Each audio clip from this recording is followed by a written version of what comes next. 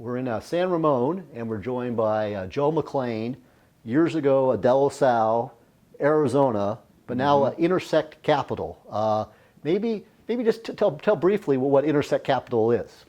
Intersect Capital, we're a wealth management firm, but we're designed specifically for athletes, entertainers, actors, writers, and then the other half of our client base is what I would categorize as regular people, executives and entrepreneurs. Yeah, and that's where everyone intersects. That's right. Yeah, every athlete would love to be at some point an entrepreneur or businessman, and a lot of those guys, now me included, that can't play, would love to be back in sports. So we want to bring those clients together and learn from each other, work together, do business deals together, and so it's worked out well. Right, and that's also that's why I'm here. I mean, we could play this for your kids, or you still can play, but at one point you really could play. People remember De La Salle, but we got evidence there that it even started before De La Salle. Maybe I'm not even going to put my reading glasses on here, but yeah. You hold it up, because I got more mileage out of this 1995 record book. Yeah, the Diocese of Oakland, and it's got all the schedules and records, individual and team records in this thing. It's the key is what happened in the 6th grade. Tell people what's going on in the 6th grade. Well, apparently the 6th grade records, it's definitely not at the top, but I guess I had 20 in 1986, St. Agnes. Just above me is 21, Jason Kidd. Jason Kidd. Gary Payton had 24. Right, okay, we'll get to how, like, Jason Kidd, you played AAU basketball with that. Right. But then, see, I didn't even realize I had to flip it over to the 7th grade. I mean... I guess you get better with age.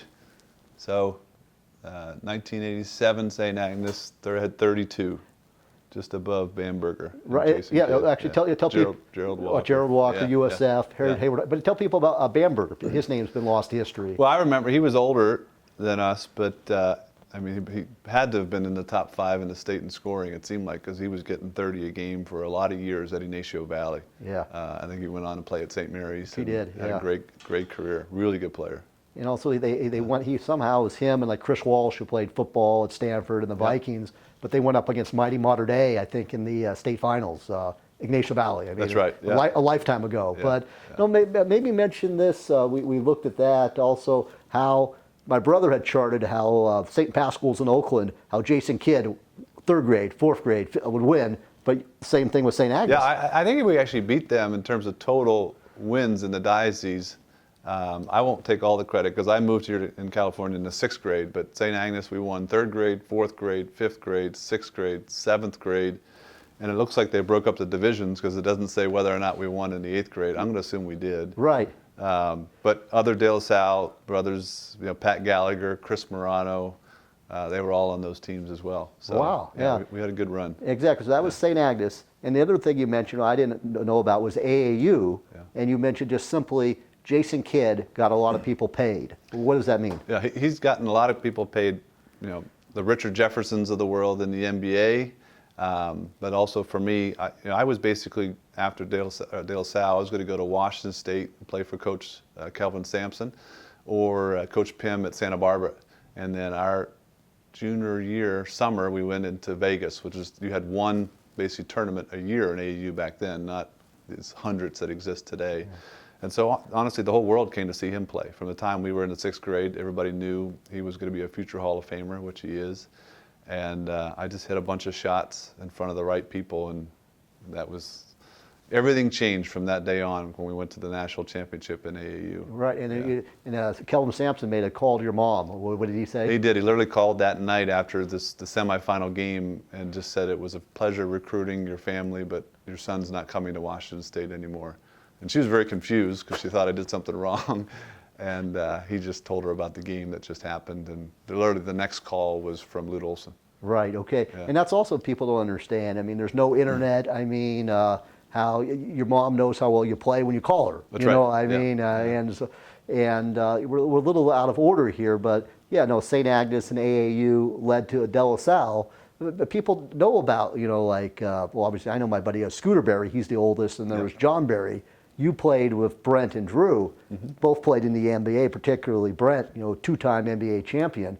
But tell people the Berries got better. Back in high school was you, Chris McClaughry, playing for Nessman. I mean, tell people about this. Yeah, I guess Chris and I probably peaked too soon. Chris, pound for pound, was one of the best basketball players that De La Salle ever saw. but by far had the best mullet of all time. There's no question. It was. I mean, he could wear it today and still pull it off. He's a good guy. I still actually see him running just down the street in San Ramon all the time.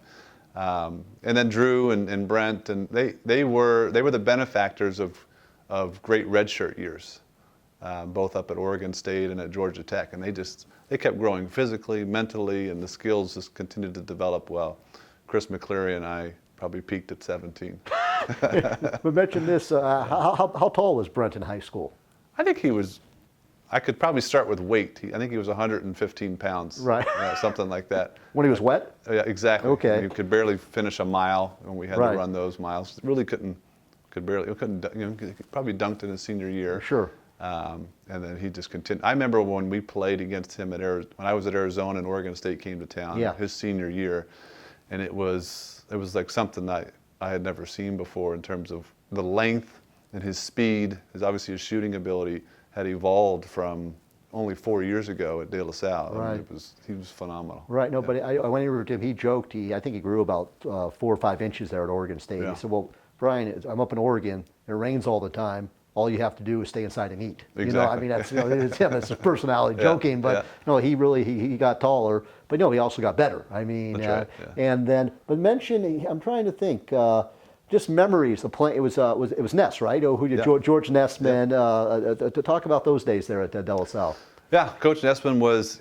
I guess when we were growing up in high school, I thought he was 50 or 60 years old. You kind of look at them as mentors, but people that have been around for a long time. And I think he was probably in his late 20s, which then now you think back in your 40s, he really didn't probably know that much, but he did. He was a great coach for us. Just having the players, even Amani Toomer coming in, and the St. Agnes's and the Christ the Kings of the world coming together to play at De La Salle and St. Mary's. So we just had a great experience, and we all still connect. Coach Ness is up in Napa now as an athletic director. Siena. Yeah. And we followed him at San Jose State and sure. basically his entire career. Yeah. So, and that's the case for all the coaches. Whether it's Coach Olwell that's still at De La Salle. Sure. Coach Emilio. Right. DVC.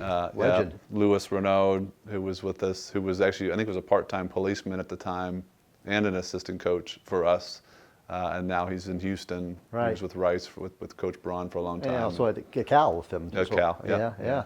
No, but I talked to Jim Hinckley about this too. How the coaches were so young, but they seem like they just were so old. Yeah. I mean, it's just weird how that as like 16, 17-year-olds, you see like a 29 to 31-year-old as not ancient, but just much more mature. They weren't that much older than us. Sure, yeah. And it's a reminder to some of even the young coaches at De La Salle today that you can have a life impact that lasts forever in your 20s. You don't have to be an older senior veteran. You can make an impact on a 17-year-old that will be lasting forever. Well, that's what's going on right now at De La Salle with Justin Allenbaugh coaching on the football field and AJ Cool coaching basketball.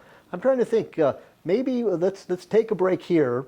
We'll come back and do more. We still have to talk about Arizona, what you're doing now, your family. I mean, I don't know. I mean, you got to get back to work, but there could be about, I don't know, like 3 or 4 segments here. Sure. Right? Okay.